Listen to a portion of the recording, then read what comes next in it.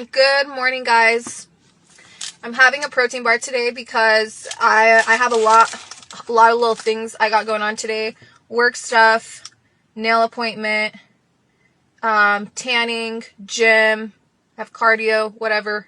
So I didn't have time to, and I really wasn't craving breakfast. I just had protein coffee and a protein bar, and I do not do that all the time. I'm trying to have protein bars only like if I'm busy and I can't get like a meal in, but I want to not get too hungry, you know? Okay, you guys, so anytime I'm gonna talk about stuff like this, I like to mention that I know I'm not special. I mean, I am special. I'm kind of special in the sense that I get psychomotor retardation sometimes, and I can become super slowed down. A lot of you guys who know me haven't seen that side of me because I'm usually locked in a bedroom because I'm practically a vegetable. I can't really move. I can't really talk or think or anything because my brain is paralyzed, and there's no connection between my brain and my body. And I don't know how to explain it, but it's really, really, really horrible. So yeah, when I'm going through psychosis, things can get really bad. And that is why I'm doing my best in every aspect, in every way that I can, to learn about this condition, this disorder, and to live a lifestyle that will keep me balanced, that will help me be able to be, a person that enjoys life, that can, just,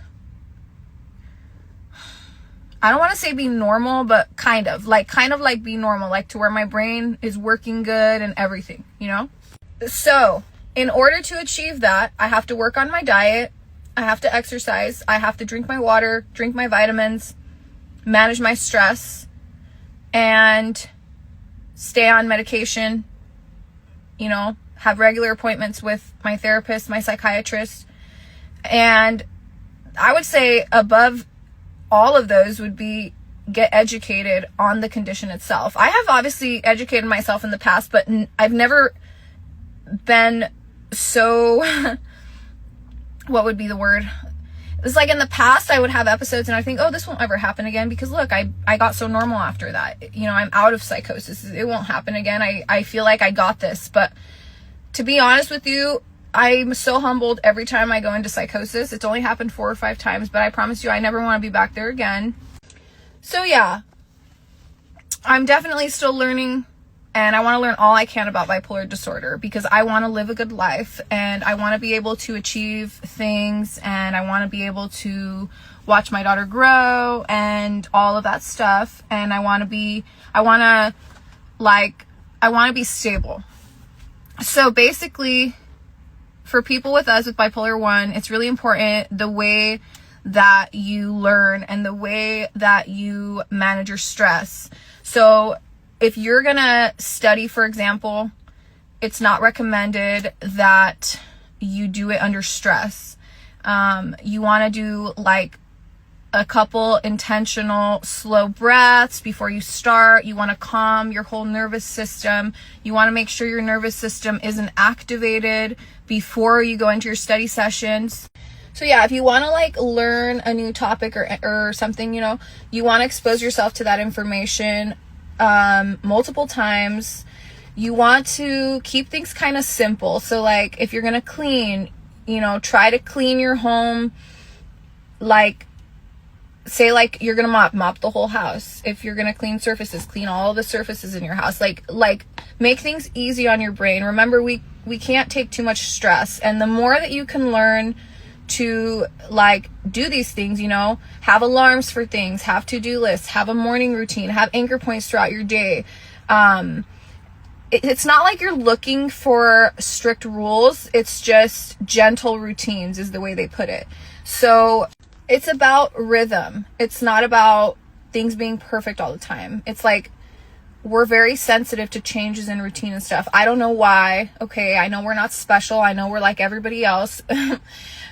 Or not, but it's okay. It's actually, we actually are kind of special. We actually, it's kind of sad, but it's the truth. We are kind of special, and we can't be like other people. Personally, I know some of these things affect normal people too, but hey, accepting that I'm a little more sensitive to these types of things and just deciding to go with it instead of against it, I just feel like it's going to help me a lot in the long run to stay stable. So anyways, you guys, so that's another thing I've talked about before, is the practice of mindfulness. Mindfulness is a huge tool with bipolar disorder. And like I said, right now I'm still not to the point where I sit down for 15 minutes and focus on my breath and let my thoughts go by. But throughout the day, I am trying my best to stay present, to let my thoughts go by without engaging with them. You know, try to not be in my head all the time. It's really bad for people with bipolar disorder, or it's like bad for your stress levels to like be in your head, analyzing, constantly thinking. If you're working, make sure that you're working and you're in the moment, you're focusing on that one task. You're not trying to like do your to-do list in your head while working, you know what I mean? That's not good for bipolar disorder. So yeah, you guys, basically not giving yourself endless to-do lists. I've said this before. Exposing yourself to the same information multiple times, not having like these 3-hour study sessions. Use the Pomodoro technique, which is 25 minutes of focused work followed by 5 minutes of a break, and then repeat. That's a great one for us. And then having routines and having anchor points throughout the day. And more than anything, do not focus on perfection. I've noticed as a bipolar person that I do best when I'm flowy. I can still be disciplined, but it needs to be discipline that feels light. It can't be discipline that feels very like masculine energy vibes. You know what I mean? So anytime I've tried to take advice from these masculine, really successful men, it just doesn't go well for me. You know what I mean? Okay, I know this is long, but the last thing I'm going to mention for today is when you are learning a new skill, or when you're reading, or whatever you're doing, or if you want to remember something, try to be fully present in all of your senses, mind, body, spirit. And that kind of goes hand in hand with being mindful. So be fully present in that moment, and you will have better retention of that if you do that. So mindfulness is huge for us, you guys.